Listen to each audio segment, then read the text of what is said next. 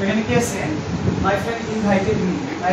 invited me to pay a visit to Cox's Bazar দেখো এই বাক্যের মধ্যে ভার্বটি ইনভাইটেড কি বলবো ইনভাইটেড আচ্ছা ভার্বের পরে এন কি আছে বলতে ব্যক্তিকে বোঝানো হচ্ছে ভার্বের পরে কাকে বোঝানো হচ্ছে এটা যে ব্যক্তিকে বোঝানো হচ্ছে এটা ব্যক্তিবাচক অবজেক্ট কি বলবো ব্যক্তিবাচক অবজেক্ট তাহলে ভার্বের পরে কি আছে বলবো অবজেক্ট আছে এটা ব্যক্তি আছে সেই ব্যক্তিকে আমরা কি বলতেছি ব্যক্তিবাচক অবজেক্ট ঠিক আছে তোমাকে আমি বারবার বলছি কি বলছিলাম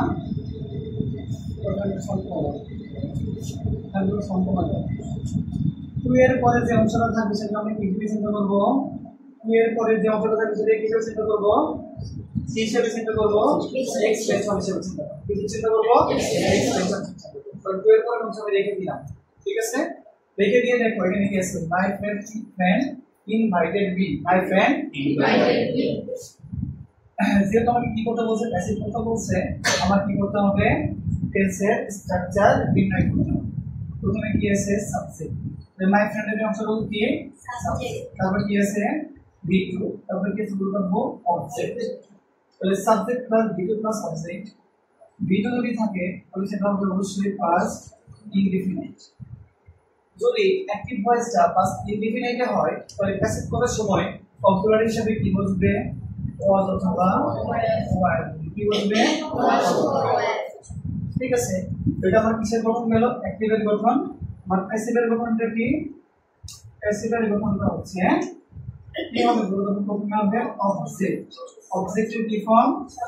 সাবজেক্টিভ ফর্ম অবজেক্টিভ ফর্ম তারপরে কি বলবো বলবো অক্সিলারি ভার্ব কি বলবে অক্সিলারি ভার্ব তারপরে কি বলবো মূল ভার্বের পাস্ট পার্টিসিপল তারপরে কি বসে এক্সটেনশন তারপরে কি বসবে বাই তারপরে কি বসবে হলো সাবজেক্টের অবজেক্টিভ ফর্ম কি বসবে সাবজেক্টের ঠিক আছে আর দেখো অবজেক্ট কি ছিল মি এর সাবজেক্টিভ ফর্ম কি হবে বলবো আই অক্সিলারি ভার্ব হিসেবে কি বসবে অজ অথবা ওয়্যার যেহেতু আই আছে অবশ্যই কি বসবে তাহলে ওয়াজ তাহলে I was invited I was invited. এতো তারপরে কি বলছে বলবো এক্সটেনশন তাহলে এক্সটেনশনের জায়গায় কি বসবে ওই যে টু এর পরবর্তী যে অংশটা আছে কি হবে to pay a visit to Cox's বাজার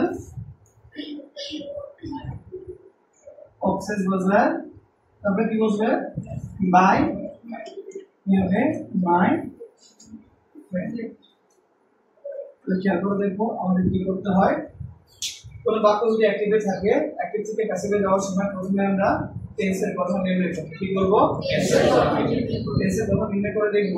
যদি ওই টেন্সটা হয় তাহলে অক্সিলারি ভার্ব হিসেবে কে বসবে অক্সিলারি ভার্ব হিসেবে যদি ওই টেন্সটা থাকে নির্দিষ্ট টেন্সের জন্য অ্যাক্টিভ ভয়েসটা যে টেন্সে থাকবে ওই টেন্সের কারণে প্যাসিভ করার সময় একটা নির্দিষ্ট অক্সিলারি ভার্ব বসবে একটা নির্দিষ্ট আমরা বাক্যের গঠন নির্ণয় করলাম নির্ণয় করে দিয়ে পাস্ট ইনডিফিনিট যদি অ্যাক্টিভ ভয়েস পাস্ট ইনডিফিনিট থাকে প্যাসিভ করার সময় কি বসাইতে হবে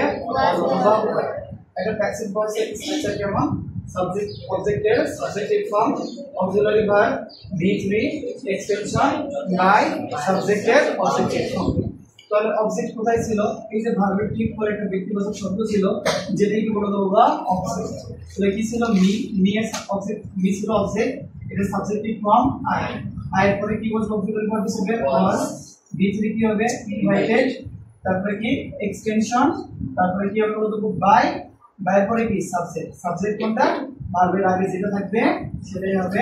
subject okay accepted the invitation কি করতে বলছে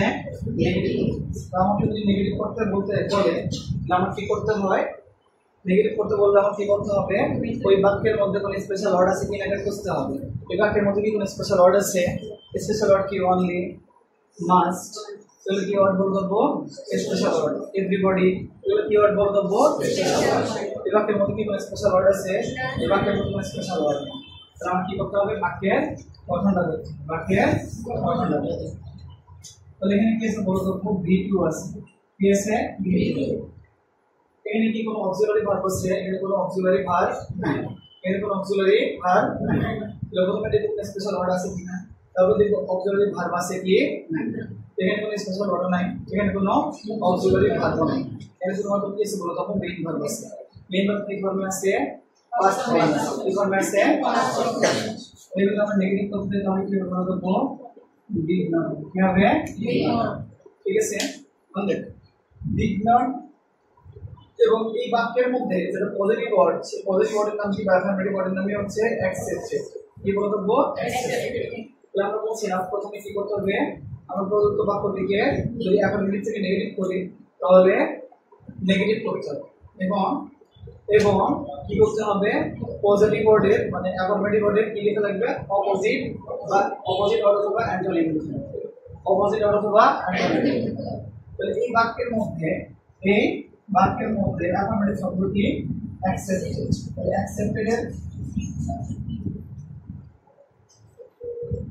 অ্যাকসেপ্টেড এর অ্যান্টোনিম বলতে পারবো কি বলতো রিজেক্ট কি তাহলে অ্যাকসেপ্টেড এর জায়গায় আমরা কি লিখব ডিড নট রিজেক্ট আমরা অ্যাকসেপ্টেড এর মধ্যে I didn't reject the in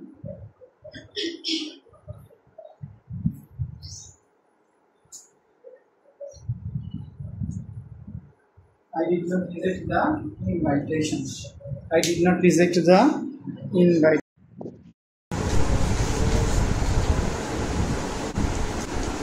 আমি যদি তোমাকে খুব সহজে বলি যদিও ক্লোজ করানো এত সহজ না খুব সহজে যদি বলি এই কমার আগের অংশে দেখো এখানে কি আছে সাবজেক্ট আছে ভার্ব আছে তাহলে কি এটা একটা বাক্য হয়ে গেছে সাবজেক্ট আর ভার্ব থাকলে সেটা কি হয়ে যাবে একটা বাক্য পরে দেখো পরের অংশ কি আছে মাই ফ্রেন্ড আছে এবং কি আছে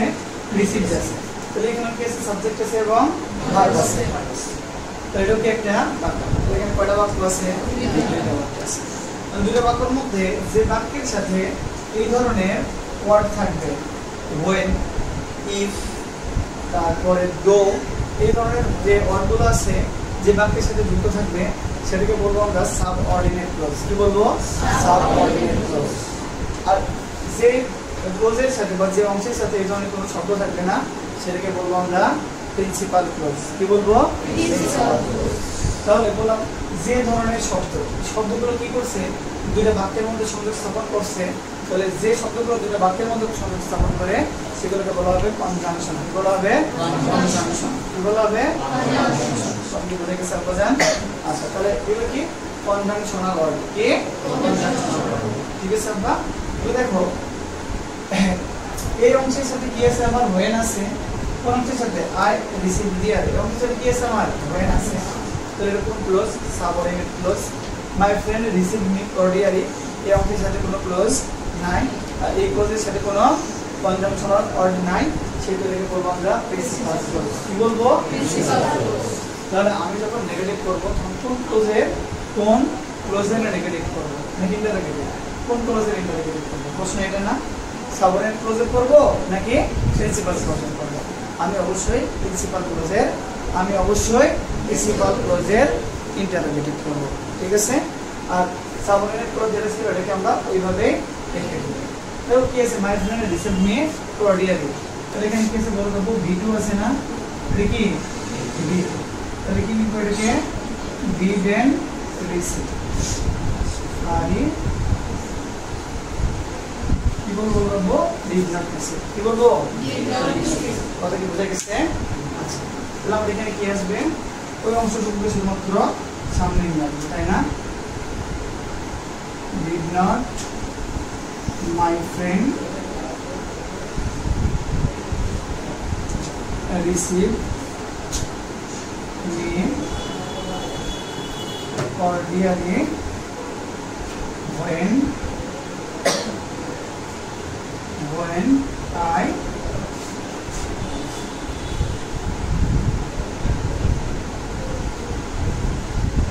received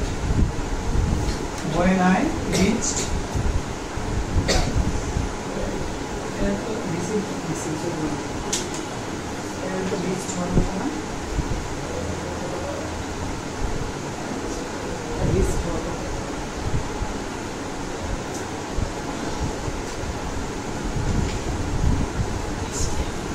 reached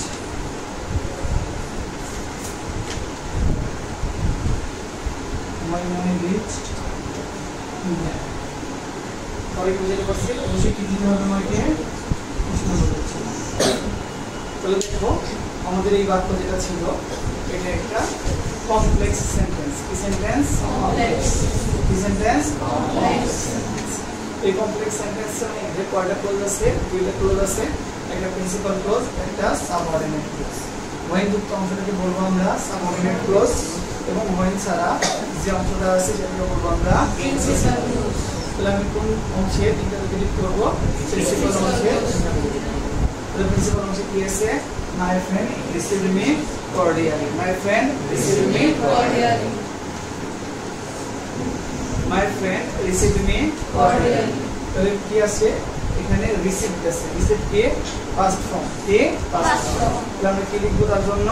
did not receive না তাহলে আমি কি লিখব ডিড নট রিসিভ কি লিখব তাহলে আমাকে বারবার বলা হয়েছে মানে আমরা ইন্টারভিউ ডিলিট করব তখন এই ডিড নট কনসিডারিং কার সামনে নিয়ে যাব সাবজেক্টের সামনে যেভাবে সাবজেক্ট কি ছিল my friend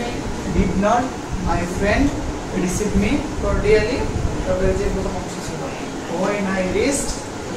when I reached কথা বলতে পারছি এখানে কি আছে I was very glad to see the beach কি কথা বলছে তারপর কি বলছে তোমাদের মনে আছে তো যখন এক্সক্লেমেটরি করতে বলবে তখন আমি কি করব বাক্যের মধ্যে কি অত বায়ান আছে এই বাক্যের ভাব কি তাহলে ওয়াজ এর ঠিক পরে আমরা কি বসিয়ে দিব বলছিলাম হাউ কি বসিয়ে দিব হাউ ঠিক আছে হাউ বসিয়ে দিয়ে আমরা কোন পর্যন্ত লিখব শেষ পর্যন্ত হাউ ভেরি কি লিখা যাবে glad to see the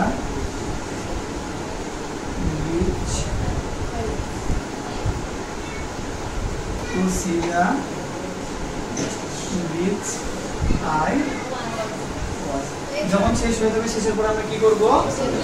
কোন পর্যন্ত লিখব ভার্বের আগ পর্যন্ত কোন পর্যন্ত লিখব ভার্বের আগ পর্যন্ত আচ্ছা আমরা বারবার বলতেছি টু এর পরের অংশটাকে আমরা কিসের চিন্তা করব এক্সটেনশন কিসের চিন্তা করব কিসের চিন্তা করব এক্সটেনশন টু এর পর আমরা এক্সটেনশন কিসের চিন্তা করব মূল বাক্য কোন পর্যন্ত এই পর্যন্ত না I was very glad তাহলে এটার পিছনে আমি লিখি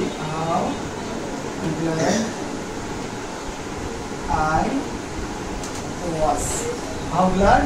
I was to see the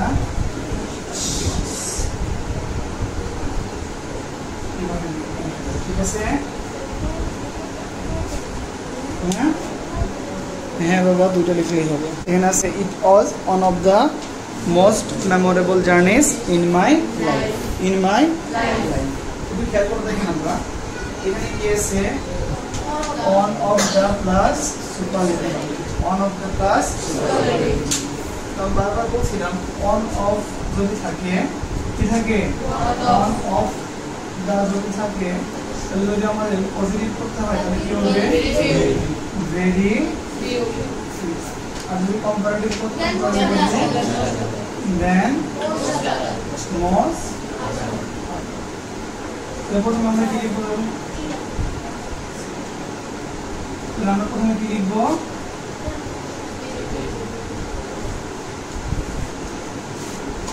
তাহলে পজিটিভের গঠনটা কেমন হবে পজিটিভের গঠন আমরা প্রথমে কি বসাবো তারপর হবে ভেরি ফিউ পরে কি বসবে ভেরি ফিউ পরে বসবে বলো অ্যাডজেক্টিভের পরের অংশ ভেরি ফিউ পরে কি বসবে অ্যাডজেক্টিভের তো প্রথমে বসবে ভেরি ফিউ পরে কি বসবো অ্যাডজেক্টিভের পরের অংশ তারপরে কি বসাবো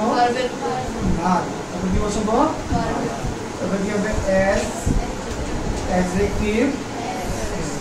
তারপরে কি বসাবো আমরা সাবজেক্ট কি বসাবো আমাদের দোয়া করে কি হবে একটু বলবেন এরা very few adjective কোনটা adjective ছিল এই যে মেমোরেবল লিখেছিল adjective এর পরে কি আছে journeys in my life তাহলে very few journeys in my life তাহলে very few থাকলে সবসময় যখন কি ভাব বসবে প্লুরাল ভাব বসবে তাহলে এখানে কি হবে very few আচ্ছা এটা ওয়াজ আছে যেহেতু সেটা কি বসাবো আমরা ওয়্যার আর অথবা ওয়্যার তাহলে এখানে কি বসবে অবশ্যই ওয়্যার তাহলে কি আছে very few journeys in my life where তাহলে কি as memorable as yes